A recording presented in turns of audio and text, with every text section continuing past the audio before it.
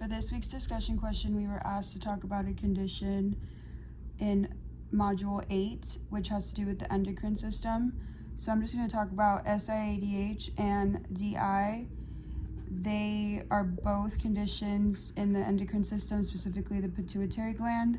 So just to give some background, the pituitary gland is a small pea-sized gland that sits just below the hypothalamus in the base of the brain.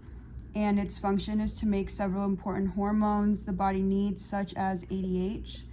And ADH is antidiuretic hormone, and it's produced in the hypothalamus and stored in the pituitary gland. And it's released when the body experiences a decrease in blood volume.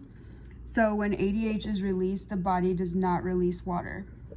So in SIADH, which is syndrome of inappropriate antidiuretic hormone, too much ADH is released. And then in diabetes insipidus, not enough ADH to release, so the kidneys cannot save water. And then with SIADH, the kidneys retain excess water. So you can remember these.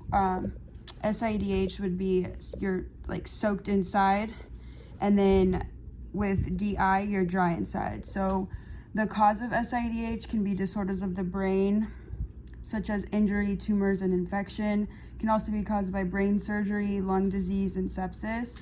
Some causes of DI would be damage to the hypothalamus, disorders of the brain, such as increased intracranial pressure, and lung disease. So the symptoms are very different. For SIADH, you're soaked inside, so the too much ADH is released, so you have low urination. The body is holding on to water. A patient may have sticky, thick urine and high specific gravity, so greater than 1.03. And then you can also have hyponatremia, hypoosmolarity, and then increased risk of seizures due to the hyponatremia. And then a patient can also have severely high blood pressure. For symptoms of diabetes insipidus, that can include polyuria, so the patient will be releasing too much water and they'll have increased urine output. The urine may also be diluted, so they'll have a low specific gravity, which will be less than 1.005. Again, they'll be dry inside, so they may have hyperosmolarity and hypernatremia. They may also have dry skin and mucous membranes and have increased thirst and decreased blood pressure.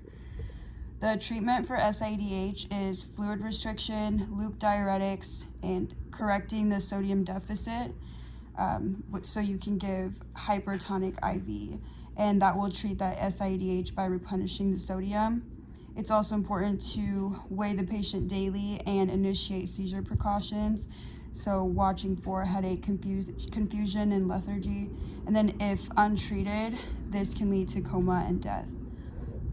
For diabetes insipidus, treatment is pressing drugs to increase the fluid in the body, encouraging fluids, IV fluids such as normal saline, and then watch for seizures due to they can have a pretty significant electrolyte imbalance.